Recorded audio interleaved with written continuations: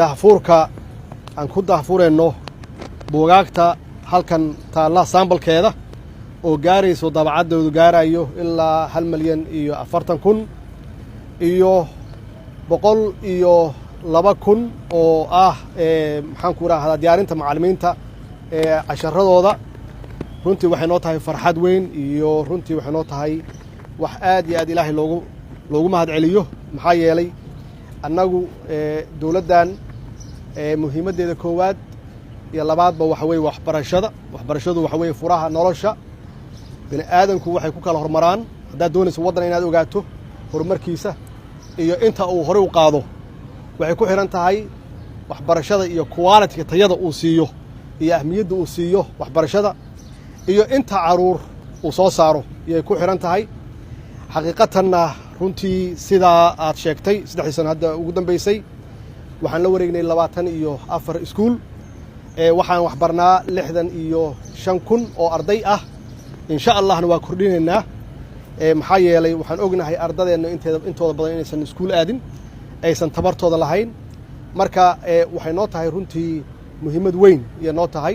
ama juhdi weyn aan gelino in aan ka dhigno wax la awoodi karo ama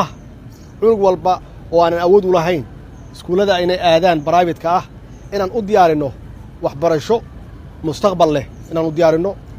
runtii halkan waxaa iga muuqda in waqti iyo juhdi weyn la geliyey aad iyo aadna waxaan uga mahad celinayaa Beder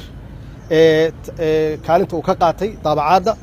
oo aynan ka doonan dibadda macnaheedu waxay tahay inaan isku filnaanshaheenu maalinta ka dambaysaba inuu gaarayo horumar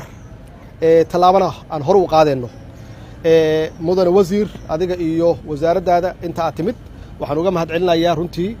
kaalinta aad ka gasheen ama kaalinta aad ka qaadateen sidii aad waxbarashada carruurteenna aad kor ugu qaadi lahaydeen marka waxa keliya aan ku horumari karno ama aan dalkeenna hore uga dhaqaajin karno waxay tahay annagoo taya waxbarasho carruurteenna siinaa haddana runtii waa u soo jeedaan shaqo badanna waa qabateen waxaan rajaynaynaa insha Allah sida ugu dhaqsiyaha badanna in aan ku darno iskuulo kale kordhinno tirada ardada kordhinno tayadoodana aan kor u qaadno taasaa noo ballan ah taas markaan gaarno xaqiiqatan waxaan gaaraynaa dal la tartami kara dalal kale caalamka la tartami kara oo si degdeg ah aan maxaan ku raahdaa ula jaan qaadi karno annagoo og dadkeenu inay yihiin dad talented ah ilaahay siiyey hibo siiyey dhinac walbaba marka haddii aan siino fursaddan ama toolska aan siino ardadeenna inay noqon karaan arday ama dad dalkooda wax tara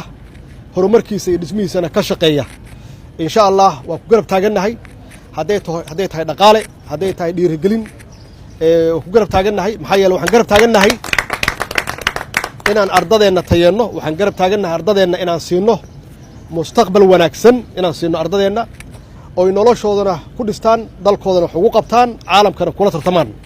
marka hambalyaan idin leeyahay wasiir hambalyaan idin leeyahay insha Allah waa intaasan uga sii dhowaanno aan hor uga sii qaadno mahadsanidin